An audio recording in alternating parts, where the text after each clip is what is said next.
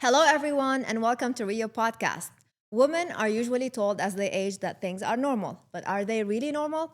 Today, with our clinical director, Susan Omar, we're going to dig a little bit more deeper into women's health. Hello, Susan. Hi, how are you? So, Susan, we hear a lot about certain symptoms that women get as they age, and everyone says they are like normal with age. Can you tell us a little bit more? How is this related to nowadays health? Yeah. A lot of the times we get disregarded, right? We go to see our primary care providers or our, whatever doctor that you're seeing at the time. And they'll say, oh, that's just normal. It's okay. The fact that you're tired, we all get tired as we get older. We all forget things as we get older. We all walk into a room and can't remember why we're there or feel brain fogged or, just exhausted or we're not getting good sleep or, whatever our symptoms are, and our primary care providers will just kind of brush it off and say, that's just normal. That's what happens as we get older. You have to accept it. Is there any specific age where, women start seeing those symptoms more as we get older? So, not so much that there's a specific age as much as these symptoms are never just normal. Like what they're kind of brushing off and disregarding of your concerns is not. It doesn't have to be normal. It could be something else going on, and not looking into it is really the fault of what happens in regular Western medicine, as opposed to functional medicine or regenerative medicine, where we want to know why you're feeling this way. And things really, sometimes it seems so just simple as vitamin deficiencies make a huge difference. My patients feel so much better once we get their regular vitamins optimized. They don't realize that vitamins are essential. We think that our bodies are going to supplement and create and just keep us going. And will they? For the most part, sure. But as your body starts taking from your other stores and your other resources in order to keep you moving and functioning, you'll start having other symptoms like fatigue, like brain fog, like the inability to recover well or sleep well. Your body at some point will give you a bill for the function that it's giving you, for all of the life that it's providing you. You're going to get a bill and you're going to have to pay that up at some point. And So is this as we get closer to menopause, or that's something that could start earlier in age? So it can start very early in age. Vitamin deficiency, especially for women, I feel like once we start getting into our 30s, right, is when we start feeling that little bit of change in us, where we're just not as spry as we were before. We're just not as energetic as we were before. We're not recovering from a few nights of drinking as we did before, because our body at this point is now starting to deplete our stores. It's starting to take from other areas. So it's like, okay, start to slow down a little bit, or your body will tell you, it'll give you signs. So it doesn't necessarily always mean hormones. It could just be vitamin deficiency. Could it be hormones? Of course. But without asking the questions and without taking the time to listen to you and hear what you're saying, then we're never going to know. We're just going to keep brushing it off as normal, and you're going to get you need to lose weight, you need to exercise, you need to learn how to sleep more, turn off your TV, get off the phone. I think that Western medicine is very good at pointing the finger back at you, instead of saying, okay, hold on a sec, let's take a look and see what's going on. Should you move more? Of course. Should you eat less? Of course, right? But that's not the end all be all. Sometimes there is something else going on. And that's why patients, I think, feel very frustrated when they see a provider and they're just brushed off because they've already felt like they've tried everything. And no, they're not getting answers. I can definitely relate. Ever since I started getting into my 30, I started feeling this decrease in my energy level, brain fog, um, weight gain. And it was so hard for me to lose the weight until, as I mentioned previously, until I started on my wellness program with you. Um, so all these changes that happened to me, they are basically happened to a lot of women that I know. And we were like, even with some testing that we did, we were way far from menopause. So how is this related, even though we were still like at a young age, we're far away from menopause? Yeah. I mean, so a lot of patients at this point, we're starting to see that they're starting to feel these things, whether it's weight gain, whether it's the brain fog, whether it's the fatigue. And no one is looking for the underlying cause, something like your ferritin. Women, we get our periods, for how many years of our lives, Yeah. most of us, and it all varies. Some of us get heavy periods, some of us get light periods. Some of us replenish on our own, and we're able to handle it without having any like low iron or low ferritin levels or low B levels. But others of us, we can't replenish as well. Maybe our diets aren't as good or our diets aren't as nutritious. Maybe we have something else going on. So even though it's affecting our hormones or giving us symptoms of hormonal imbalance, it's something underlying that is actually affected by our hormones. No. So even if you're in your 30s, you could be having symptoms related to whether it's too much estrogen or not enough estrogen or low testosterone, even the weight gain that you're talking about, inability to build muscle. All of those things are affected. Like we have to look, you have to be able to, dive in and ask the questions and at least check and make sure that there's nothing else going on. I mean, of course, no one is going to be asking the right questions the way you do. But as an educational for us, what are the main hormones that affects women's health? So women's hormones, the biggest ones, and this is one that's very often overlooked, is cortisol, right? So that's our stress hormone. That one actually that one will dictate when we wake up, how we sleep, how we handle stress, how our anxiety is. That is our first. Thyroid is another one. That's a major hormone that is often not really well understood. So even as I was going through medical school, the only thing we were taught to look at was TSH. TSH is thyroid stimulating hormone. That's our T4, right? So Mm-hmm. that's what tells us if we're producing T4. But if we're not converting T4 to T3, which is the active form of thyroid, then we're not getting any of the benefits. Other times, we're given these diagnoses as Hashimoto's, saying that we have thyroid antibodies or subclinical hypothyroidism. We're giving these diagnoses and we're not given any actual understanding kind of behind it. So if I see that my TSH is high, I automatically think I need T4, but without knowing, I could possibly just be T3. I could not be converting well. Other things like, if you're not methylating your vitamins properly could affect your thyroid. So there's that hormone. Estrogen. Some of us are estrogen dominant, right? Where our estrogen is coming So, out. what does estrogen do to our body? Estrogen does everything from soften our skin to give us our femininity, give us breasts, give us it actually when women, I don't know, and this is going to sound horrible, but when women age and we lose estrogen, it's when they have that flat butt, Oh. where the butt starts to connect to the lower Mm-hmm. thigh. It almost looks like their back and their thighs are all one. That's estrogen deficiency.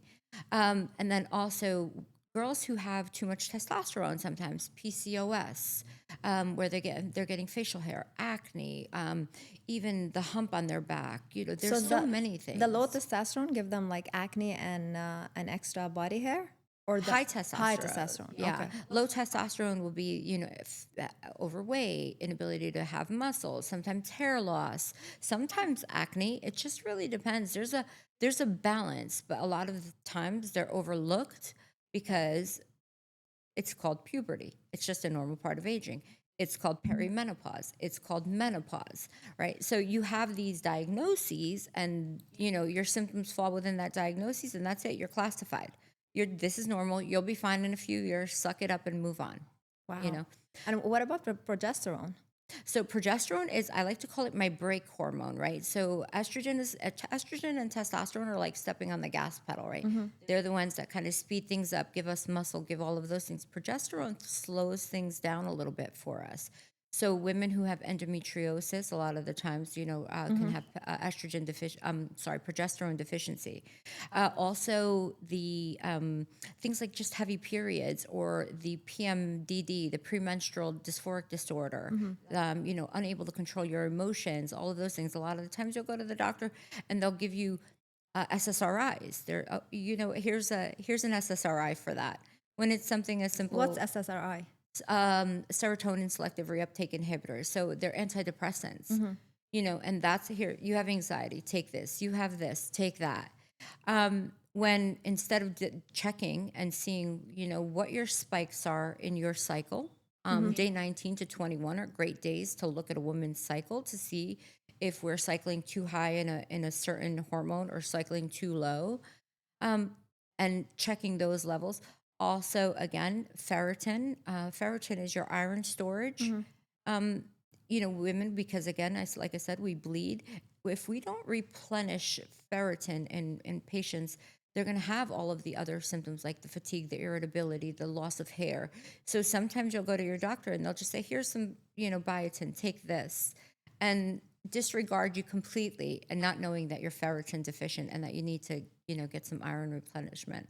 There's a whole array of different hormones that all need to be looked at. All of them are important and they all need to be checked. So basically, all the hormones are correlated. Of course. And you mentioned one thing is like when the estrogen is low and when the testosterone is low, like it lowers our ability to build muscles. So even for like for like women that are exercising and watching what they eat, they will not be able to build muscles the way I would say women that have their hormone optimized. Correct. Yeah. That's a big thing that I'm seeing, in my office, women who are coming and they're like, I'm at the gym every day. I'm doing all of the right things. But yet their vitamin D is in the tank or their testosterone is in the tank. So is this where we get like the stubborn belly fat too? Could be, right? So hormones are definitely related to that, but insulin resistance becomes another thing that we have to look at. So patients who are hormone deficient or in hormone excess. What is insulin resistance? Insulin resistance is when your body is not taking your insulin and using it properly to help you dispose of the sugar that's floating around in your blood. Insulin's kind of like it takes the sugar that's floating around in your blood, puts it into your muscles, and it's used for energy. Okay. But when you have insulin resistance, you get things like diabetes, you get things like hormone deficiencies, you get weight gain, you get heart disease, you get many other things that come with poor health when we have insulin resistance. And a lot of times people don't realize that hormones can actually lead to insulin resistance or vice versa. Insulin resistance can lead to hormone deficiencies.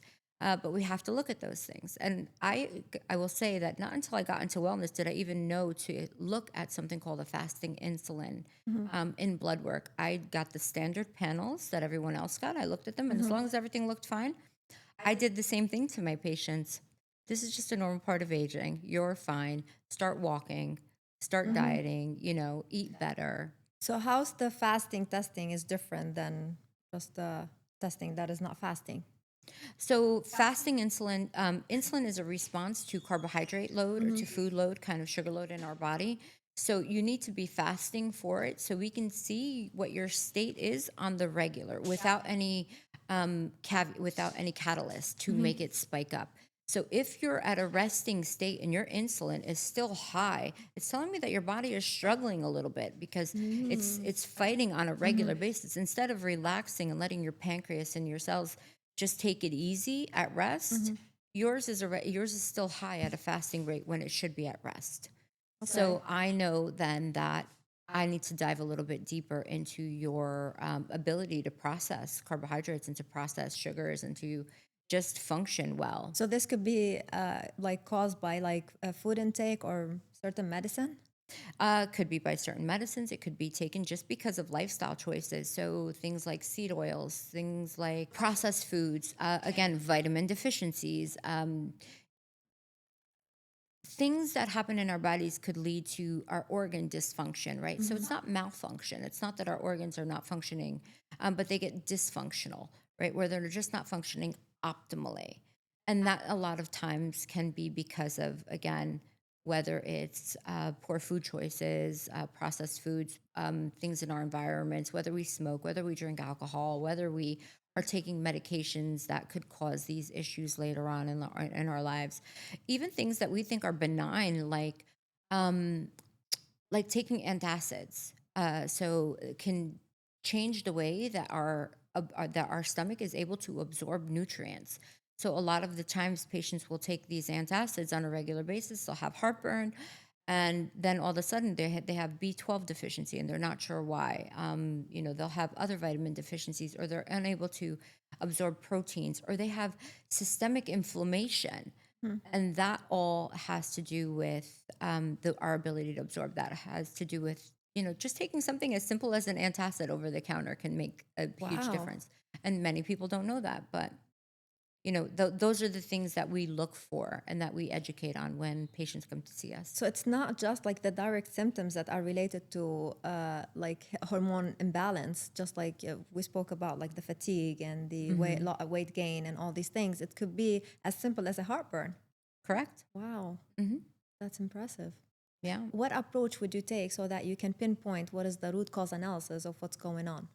So let's just say I have a patient, a male patient who is coming in for hormone optimization, and he does all of the right I'm sorry, things. but so basically, all these symptoms they could be for men and women. It's Correct. just men and like women has more specific hormones, right?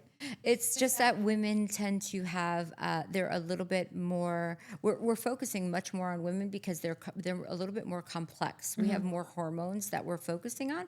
Not that we don't look at the same hormones in men, we do, but women tend to be a little bit more complex than men are Okay. in their hormones, not in general, just in hormones. So my male patient, I have a male patient who's doing all of the right things. He's eating well. He's going to the gym. He eats super clean. He's taking his hormones. He's taking his vitamins, and for some reason he's not absorbing his protein. All of a sudden his protein numbers are so low, and he's like, all I do is eat protein. He's up to 200 milligrams of protein or 200 grams of protein every single day. He should only be at about 160, but he's not absorbing for some reason. So with someone like that, we're going to deep dive and check like their gut. We're going to see what's going on inside of his gut that's causing him to have an issue with his absorption. If you were to come in and you were to say, okay, I'm having all of these symptoms, and I can't see it in your standard blood work, then we're going to deep dive a little bit further and look and see whether it's something in your genomics, or look and see whether there's something going on in your microbiome. That's an issue. And is there any normal range of hormones specifically for women? So there's a range, but what's normal for you and what is normal for me are going to be two very different things.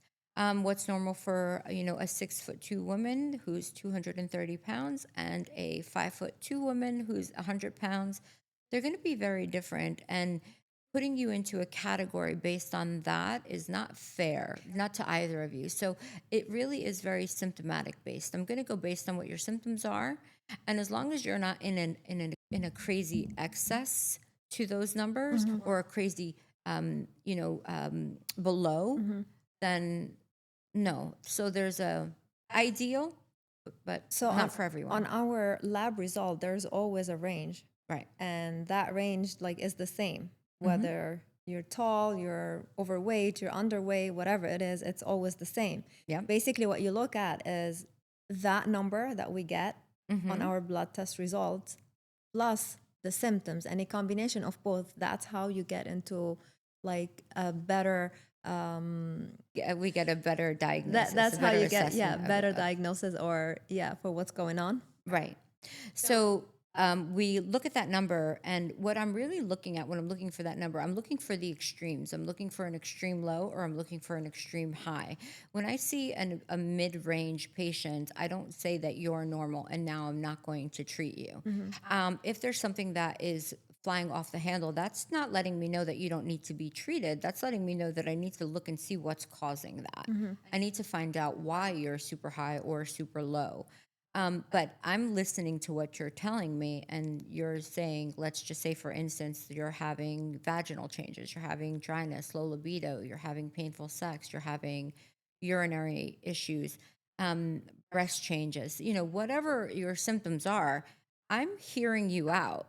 And I'm saying, okay, that sounds to me like estrogen deficiency, or, too much estrogen, or you need progesterone. Actually, is there such a thing like too much estrogen in Of the course, body? it's called estrogen dominance. Okay. And so what would be the symptoms for that? Oh, a lot of the times estrogen dominance can be very painful breasts, can be extraordinarily high mood swings. It can be endometriosis, heavy Well, bleeding. mood swings, not the PMS mood swing, right? It's the PMS mood swing in exaggeration. Okay. Right, it's those, where we're having too much of something. That's what we're seeing with estrogen dominance. Like I said, a lot of the times it's going to be that excess of bleeding, the weird periods, the not normal Hmm. periods, things like that. I see. Um, what about testosterone? There's a lot of women, including myself. I was very hesitant to get into testosterone, thinking, testosterone is like men's hormone Mhm. and it could, have some effects on women's body. Um, how would you describe testosterone's importance for women's health? So, testosterone in itself is aside from the fact that it affects our sex drive, it affects our energy, it affects our muscle, our ability to build and maintain muscle. It also affects bone density. It affects our motivation. Testosterone is the motivating hormone. It's the get up and go, get up and build, get up and do hormone. So when we're feeling that fatigue, that low, I don't feel like doing anything, or even that depression, a lot of the times it's because our testosterone is just too low. We lose interest in things that require energy Hmm. a lot when our testosterone is low. So testosterone is significant for all of the daily functions first, for clearing up brain fog, for our ability to want to get up and go to the gym and exercise and do that. But then also to help build muscle, maintain muscle. Again, sex drive is there. Hair loss could be affected by testosterone. Too much, too little. So testosterone is essential for women. And does it affect body hair? It can. So too much testosterone can affect body hair. Not enough testosterone, not enough estrogen. There's a balance. We need to check and make sure that we're maintaining a balance. But there are supplements that we can do. Like, let's just say if you needed to be on testosterone, but you're converting testosterone to DHT, or you're having issues with hair growth. What is that, DHT? DHT is dihydrotestosterone. It's the active form of it. It can cause you to have, hair growth, hair Hmm. loss. We can give you a supplement for that. There's called DIM. We can give you, things to kind of offset that a little bit. DHT blockers, or there's just it's not the end all be all. Like, not everyone who gets on testosterone is going to grow hair. Not everyone who gets on testosterone is going to lose their hair, because that's a normal concern for men. Hmm. It just depends. And like whenever you have women's patients, do you have them only on one hormone and not the other, or do they have to have the combination of the three hormones Nope. together? Every woman is unique, and it's going to be based on symptoms. So I have some women who are doing fine estrogen wise, but just need progesterone, or vice versa, just need testosterone. It's typical if you're on estrogen to need progesterone if you Hmm. have an intact uterus, Hmm. because it's a cancer protection. But with that being said, those are the only two that usually have to be together. How is it cancer protection? So estrogen again is a builder, right? It's Hmm. stepping on the Hmm. gas pedal. It can cause thickening of the uterus, Okay. whereas progesterone slows that down. So when we're going Mm. to get our period, progesterone spikes and slows that down. So this way we can shed the lining, or to get more ready for implantation of an egg, right? Okay. So it stops that, and then that's what it does. So progesterone helps us from overbuilding our uterus skin, the thickness of the uterus, I see. in very plain terms, Okay. Talking about the uterus, what about the women that are planning to get pregnant? right? Is there any hormonal imbalance that would, of course, they would affect, their ability to get pregnant? But is there any way we can help? You can help actually women that are planning to get pregnant or having difficulties getting pregnant. So we can, I think that fertility for women is such a delicate, topic. And there are things that women should be doing on a daily basis to stay healthy. Mhm. Staying away from processed food, packaged foods, from staying away from perfumes and air fresheners and hormone disruptors. things that are going to block your own body's natural ability to produce hormones is something that's important. I I don't like to say that I'm against birth control. I'm not really against birth control, but all of these things have an effect that later on may or may not have consequences. Hmm. So it really just depends. I would typically take a look at a woman's hormone panel. I'd prefer to get them optimized, but then still have them see a fertility specialist. I think that that's just more important. It's a very delicate situation for them. Yeah, well, my question was not about like if they have a fertility issue, but if a woman is planning to get pregnant and she has some hormonal imbalance, like would it affect her getting on a hormone replacement therapy? And it depends. Again, it depends. For them, we need to know why. Because if they're trying to get pregnant and they're very young and not able to get pregnant and having hormonal Hmm. imbalances, we need to kind of figure out why, what's Hmm. going on. And that typically, again, is related to nutrient deficiencies, to other things going Hmm. on. Um, Optimizing their nutrient intake and optimizing their health will help. But it depends. Though those are women that they're case by case basis. Okay. And in order for them to know like whether a woman is a candidate for like a hormone replacement therapy, Hmm. um, of course they have to come in and see you, Of but any course. specific besides the symptoms that we just spoke about that are mostly general for most women as they get age, anything in specific they should be looking into, like maybe try to understand their body better to get the proper signal so that they can come and see you?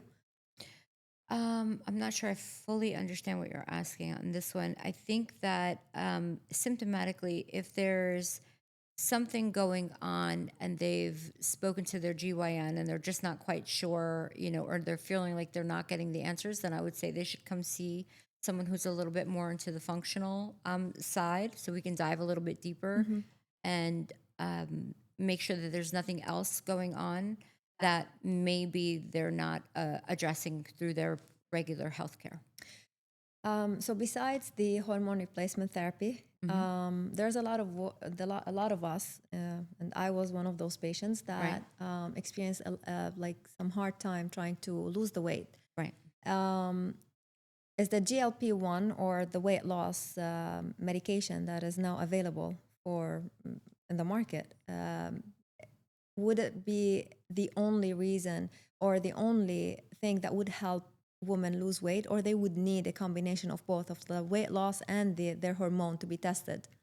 So this is a great question because thyroid is a plays a very big part in our ability to lose weight.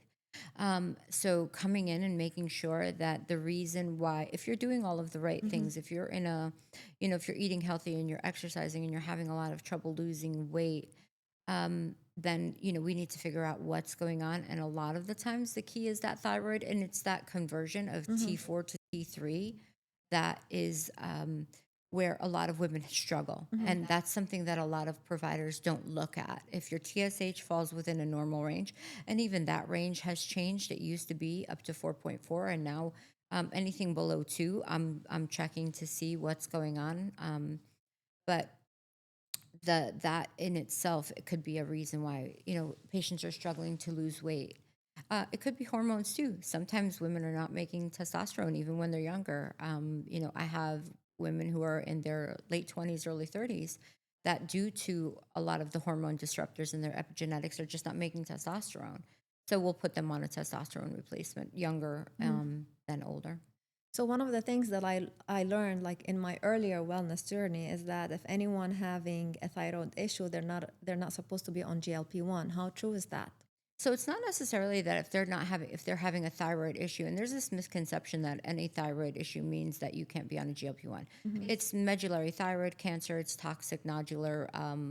I forget the other name of it, but it's toxic nodular types of cancers and issues with the Hmm. thyroid that are the main concern. But if you have, a normal functioning thyroid, however, you're just a little hypothyroid, then that's not a contraindication for being on a GLP-1. Okay, and what about cancer survivor? Cancer survivors are a bit different. Depends on what type of cancer they had, right? So cancer in itself is not the only reason why we wouldn't. A lot of the times, these GLP-1s can actually there have been studies that have shown that they're actually cancer preventative, Mm-hmm. and that's usually due to the weight loss, to the getting healthier, Mm-hmm. to the decrease of the inflammation in the body, to the better food choices that they're making now that they're on a GLP-1. Being in a fasted state has also been shown to, decrease cancer risk, and that's something that GLP-1s do. It kind of puts patients into a fasted state. So the cancer in itself is not, it just depends on the type of cancer that you have. And I would always say for sure, speak to your oncologist if you have any issues or concerns with that. Okay.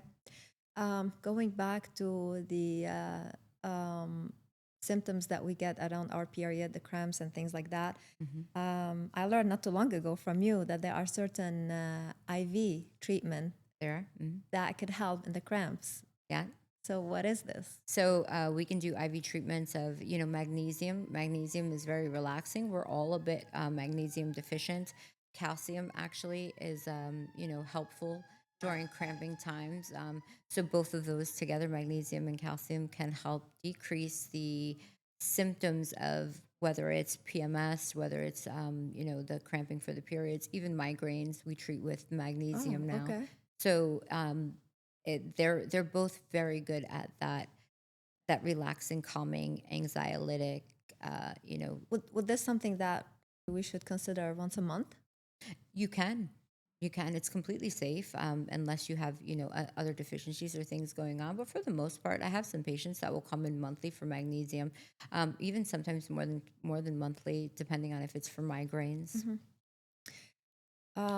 There's one main thing actually that is also, I don't know if it's related to hormones or not, but the way our skin changes throughout the years. Oh yeah. As we age, our skin also, there's a lot of changes happening to our skin. How is this related to hormone imbalance? So the thinning of your skin, the weakening of the collagen bonds that are happening in your skin, the just in general, the quality and texture of your skin is very directly related to estrogen deficiency, or testosterone deficiency. When patients take testosterone, they tend to get thicker, oilier skin. When women are estrogen or testosterone deficient, they get thinner, wrinklier, drier, Oh flakier my God. skin, right? So, a lot of women will see huge differences in their skin quality when they start hormone replacement therapy. We're even now finding that there are estrogen receptors in your skin. So some of us will even use a little estrogen on our skin, some of us meaning us. On the skin? On Like the, cream? yeah, so I actually will mix just a tiny bit. I Oh, mean, in my moisturizer, or I get it compounded through pharmacy with a little copper and some other products that we can talk about if you come in. And that helps and with do you offer skin. that to patients as well? Always, yes. I have some patients that don't really want to do the usual common things like Botox, and they want other more natural treatments. So we'll do topical like copper, agrelene. Agrelene is great. I'm probably completely botching the name, but it works really well in, almost like Botox. It's like topical Botox. So you can start smoothing muscles. And for those of us that, or for those of them You that gave don't me like the to use secret word. yeah. It's a nice topical that we can use. But I do like to add a little estrogen to my face cream. Basically, estrogen is our best friend. It can be. Yeah, it definitely can be. That's awesome. And how about our sleep? Because as well, another thing that I'm personally experiencing, and I know a lot of my friends are, is basically the lack of sleep or like waking up in the middle of the night and like it's getting so hard to really fall back to sleep. So let's just say if all of your other vitamins are under control, right? If you're completely optimized and you're still having trouble sleeping, and you're taking your whether it's estrogen, whether it's testosterone. Progesterone is really good at helping you sleep. It's a very calming. Again, it's the putting the brakes on things, slows things down. So we'll check a progesterone level, make sure that you're producing progesterone. But the other thing is cortisol. We forget that stress, even if we're people who handle stress well, we still have stress. We still have stress responses. And cortisol, if it spikes up at 2 a.m. instead of at 6 a.m. when we're supposed to wake up, then we're going to have difficulty sleeping. So we may need to address that, And for women that have regular period, they're right? still, not in their menopause, because I feel like, and correct me if I'm wrong, like once you're in your menopause, like I feel like all these hormones, like you're not gonna worry a lot about like any taking in any hormones. Well, if you have a regular period, like one of the things that you may think of is like, am I gonna get a regular period? Am I gonna have anything change in my period as I'm taking any hormones? So it's not very typical, Okay. but anything can happen when we start, manipulating hormones. But we find out what your symptoms are. If your symptoms are related to estrogen deficiency, Hmm. then you're very likely going to feel much, much better with hormone replacement. But if you just come in to see me and I don't truly understand how to replace hormones and how to understand what you're going through, then I could put you into a situation that you would have irregular periods or that you would have other issues, when that shouldn't really happen. You should be feeling better Hmm. whenever you're on hormone replacement. It shouldn't be the opposite, but it can take time for your body to adjust as well. So it is a bit of you know a trial and error with hormones because our Hmm. bodies all do respond differently. So besides like possible very low possibility of like irregular period, how about like the flow during the period? Could it get heavier or not? Typically, it's not supposed to. Hmm. Anything could happen. There's never a guarantee of this won't happen, this will happen. Anything can happen. But those are not common things. Typically, when patients come in to see me because they're having heavier periods, I'm treating them with the intent to stop that, never Hmm. with the intent to, make it worse. Of course. So, if we start noticing that those are changes that are happening, then Mhm. we're going to make changes to our protocols, to our plan for you. So whatever the issue is, just come and see you again. Exactly, exactly. And honestly, I think that all of us should be better in tuned with our bodies and with our, providers. Find somebody who you're very comfortable with, who you can have these conversations with, who's going to listen to you, and get to know you, and try to find somebody that you can stay with for a long period of time so you can build long term plans and goals and relationships with. I know I found mine. One more thing about also hormone. One of the conventional things that we also hear is, the hormone replacement therapy could lead into cancer. Hmm. How true or false is that statement? So that has been now debunked for many many years.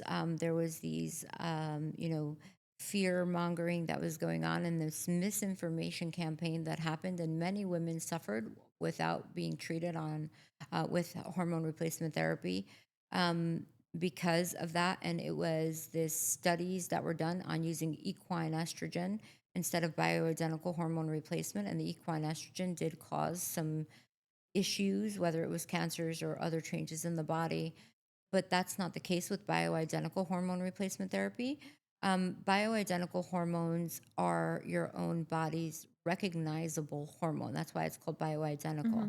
So, what we're replacing is what you already had.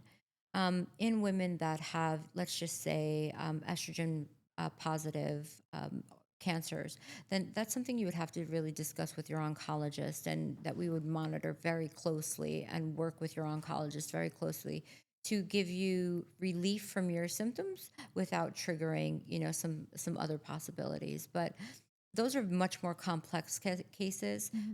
The normal person, though, is not going to have to worry about that. We're really just putting back what you had in your body naturally. And if you didn't get cancer before, it's not likely that you're going to get cancer from replacing what you had already. Are they like pills, injectables? I know you mentioned the estrogen creams. Um, what are the forms of hormones that you can prescribe to your patients? So we have many different forms. We have them in pills, we have them in patches, we have them in creams, they're in injectables, they come in very different versions. And I like to find what's going to work best for my patient. If I have a patient that says, I'm never going to remember to put my cream on every day, or if this cream is getting everywhere, it's too messy, then it's very likely I'll put a patch on them. I do have a patient that actually doesn't, has a very She's very sensitive to pulling off patches or band-aids. So for her, the patch was an absolute no, but she would inject herself and take a shot with no problem. So everyone is different, and just know that there are no absolutes. We can figure out a way to make sure that you're getting the treatment that you need in a way that's convenient and easy for you. Perfect. Now let's go to menopause and Okay. after menopause. Okay. What are the symptoms that also everyone normalize while they don't have to be normal? Again, weight gain. You're told to, get out, move, exercise. Brain fog, forgetfulness, low motivation, low energy, fatigue, even though you slept well, dry skin, hair loss, changes in your breast, vaginal changes, itchy ears. There's frozen shoulder. You're told that a lot of these symptoms Frozen are shoulder frozen shoulder is a very common sign because of of menopause? menopause. Yes, of estrogen deficiency. So the itchy ears is the one that I always hear the funniest. People are like, "Why are my ears itching?" Oh my God. Yeah. So and you may not even fit into a category of what the normal symptoms are. If you're feeling a certain kind of way that's different from what you were feeling before, we're going to look and see if you're, having menopausal issues. What about the bone density? Bone density is huge. So again, that's going to depend on how much weight training you do, how active you are. Race, ethnicity, background has to do with that. Your diet has to do with bone density. But I have, if you're a thinner woman, lighter skin that doesn't get a lot of sunshine, you're more likely to have bone density issues in menopause and at higher risk for fracture. Up to 50% we're seeing of patients, of women, even across the board, not just dependent on race and exercise, of women are more at risk for bone density issues, for fracture. So, but once they're on hormone replacement, it decreases by 50%. So those And changes what about the are hot flashes? so hot flashes are Do another we one. have to go through hot flashes? I mean, look, I think everyone should experience it at least once. But no, you don't have to go through hot flashes. Not everybody does get hot flashes. And if you're not getting hot flashes, it doesn't mean you're not in menopause. It doesn't mean that you're not having any other symptoms. So you might go to your doctor and he might say, "Are you getting any hot flashes?" You're going to say no. He's going to disregard you, or she, and not just males. He or she may disregard you and say, "Oh, okay, you're fine. Don't worry about it. You're not symptomatic. We're not going to treat you." Even if your numbers are in the tank, they won't treat you because they don't believe that you're symptomatic because you're not having hot flashes. But not every woman does. Mhm. And not every woman has to. So we're not gonna repeat what we just said in the beginning, but basically everything that you were mentioning earlier Hmm. applies also to the menopause and after menopause for women. Correct? Yeah. Um, what about like women's that are in their perimenopause that basically, they think that, or you can correct me if I'm wrong, if the period is still regular, they think, they're far away from menopause. Like, is there any specific symptoms that they have that are signs of perimenopause, but we just ignore it thinking also it's normal? I know I may sound like a little bit repetitive, but I feel like every phase in woman's age. Perimenopause, I find, is the most important time for you to start looking into hormone replacement therapy, or at least being monitored for But how do hormones. we know we're in perimenopause? So you're over 35, you're over 40. That's the age. So late 30s, early 40s, up until you're 50 is all in that perimenopausal state. They say Even 10 years before or 10 mhm. years after you're in, these menopausal states. Even if the period is still regular. Of course.